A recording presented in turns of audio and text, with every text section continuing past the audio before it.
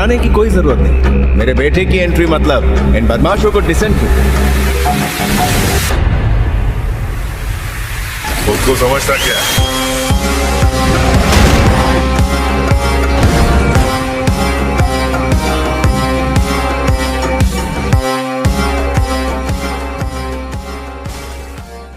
तस्करी में धोखा, कैसे बचाया पुष्पा ने श्रीवल्ली को, पुष्पा पर लगा ये कैसा इल्जाम।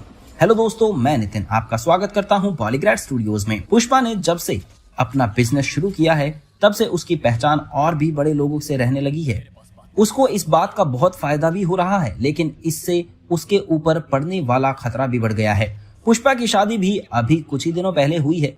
पुष्पा क्योंकि इस चीज का हर झोल समझ चुका है, इसीलिए उसे इससे जुड़े हर खतरे का भी खूब अंदाजा है। उसे बस चिंता है तो वो अपने परिवार की, अपनी पत्नी की, जो अभी इन सब चीजों के लिए थोड़ी नादान है। श्रीवल्ली ने पुष्पा से शादी से पहले ही अपने मन की बात शेयर की थी और कहा था कि उसे आगे जाकर टीचर बनना है, जिसके लिए उसे पहले खुद की पढ़ाई पूरी खत्म करनी पड़ेगी।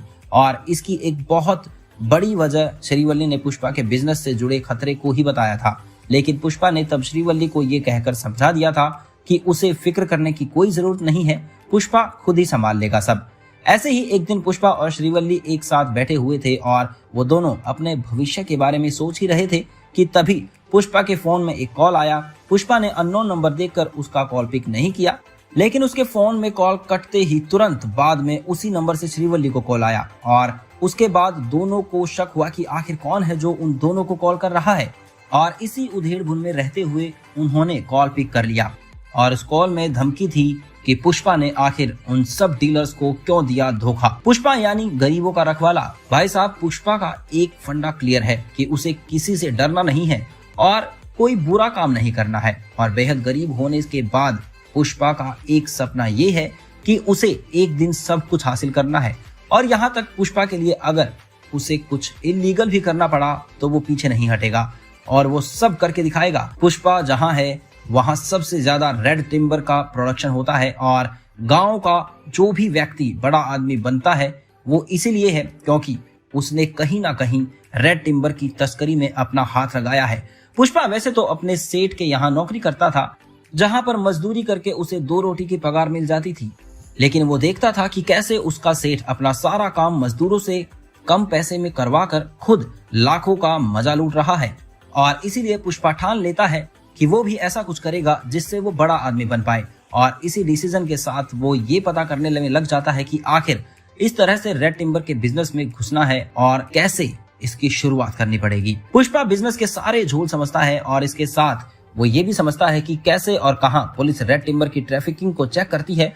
पुष्पा ने यहाँ तक कि सी वेज के भी सारे रास्तों के बारे में रिसर्च कर ली है और अब वो तैयार है इस खेल को खेलने के लिए। पुष्पा ने इसके साथ ही साथ अपने गांव में गरीबों के लिए स्कूल खोलने का भी फैसला किया है। पुष्पा का बचपन बड़ा ही दर्दनाक रहा है। वो एक बिन ब्याही माँ का बेटा है। गांव वाले उसे हमेशा गंदा खून कहते हैं और अब इतने सालों बाद पुष्पा के मन में ये बात इस तरह से घर कर चुकी है कि वो अब समाज में अपने जैसे बच्चों के लिए बहुत कुछ करना चाहता है। पुष्पा एक दिन एक खुफिया रास्ते से 5 ट्रक रेड टिम्बर कहीं इलीगली पहुंचा रहा था। तभी पुलिस को पता चल जाता है और पुलिस पुष्पा को चारों तरफ से घेर लेती है। लेकिन पुष्पा भी पूरी तरह से चौकन्ना था और उसने फुर्ती दिखाते हुए सारे के सारे टिम्बर नदी में अपलोड करने का फैसला लिया और पुलिस के साथ उसकी भयंकर मुठभेड़ होती है। लेकिन वो ये मुठभेड़ जीत जाता है और अंत में वो ये सारे टिम्बर उनके मंजिल तक पहुंचा ही देता है। एक दिन ऐसे ही डील करते समय उसके नेटवर्क में किसी ने ये बात फैला दी कि सारे डीलर्स को माल लेकर पुष्पा खुद बड़े कारोबारी को ट्रांजैक्ट करने वाला है और अकेले ही वो इस काले धंधे से सारे पैसे कमाना चाहता है। ये खबर थी तो पूरी तरह झूठ, लेकिन छोटे डीलर्स को पुष्पा की नीयत पर शक हो गया और उन सबको ये पता था कि पुष्पा की सबसे बड़ी कमजोरी है उसकी बीवी श्रीवल्ली और अब उन्हें उसी को टारगेट करना पड़ेगा कुछ भी बदलने के लिए। पुष्पा ने श्रीवल्ली को गुंडों से बाइज्जत बचा लिया था, लेकिन क्या अब वो अपनी जान पर बने इस खतरे से लड़ पाएगा जो हमेशा ही बना रहता है। यूं तो पुष्पा को किसी का डर नहीं, लेकिन अब पुष्पा और श्रीवल्ली की शादी हो चुकी है, उसका परिवार बढ़ चुका है और अब उसे अपने परिवार के लिए डर लगने लगा है कि कहीं वो लोग उसके परिवार वालों को अपना निशाना बनाने के बारे में ना सोचने लगे। इसी उधेड़-बुन में वो अपने ऑफिस में बैठा था कि उसे एक अननोन नंबर से कॉल आता है जिसमें ये धमकी मिलती है कि पुष्पा को उसके सारे ब्लैक अकाउंट्स पर छापा यानी रेड पड़ने वाली है। पुष्पा जल्दी से अपने सारे मजदूरों को आग्रह करता है और इसके साथ ही वो रेड टिम्बर वाला स्टॉक भी वहां से हटाने को कहता है, लेकिन इतना स्टॉक इतनी जल्दी कैसे हटेगा ये सोचना मुश्किल हो रहा था उसके लिए। पुलिस ठीक 15 मिनट में यहाँ पहुंच जाएगी। वो सारा का सारा रेड टिम्बर नदी में डलवा देता है और डैम ब्लॉक करने के लिए कहता है, लेकिन वो अपने अकाउंट्स पुलिस से नहीं छुपा पाता और पुलिस को उसके ऊपर ये शक हो जाता है कि इसका काला धंधा अभी भी चल रहा है। पुलिस पुष्पा को कोई सबूत ना होने के कारण अरेस्ट नहीं कर पाती, लेकिन अब पुष्पा पर हमेशा की तरह पहरा दिया जाता है।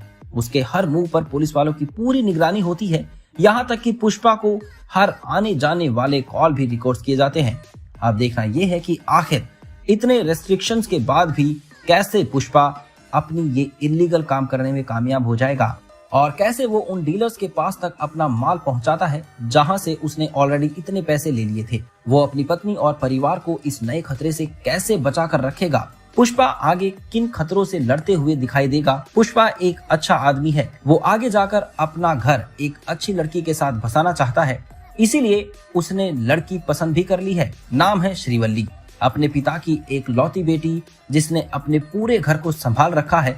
पुष्पा को श्रीवल्ली की यही बात सबसे ज्यादा पसंद आई और वो उसे अपना दिल दे बैठा।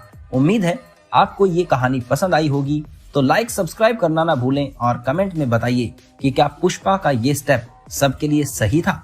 धन्यवाद।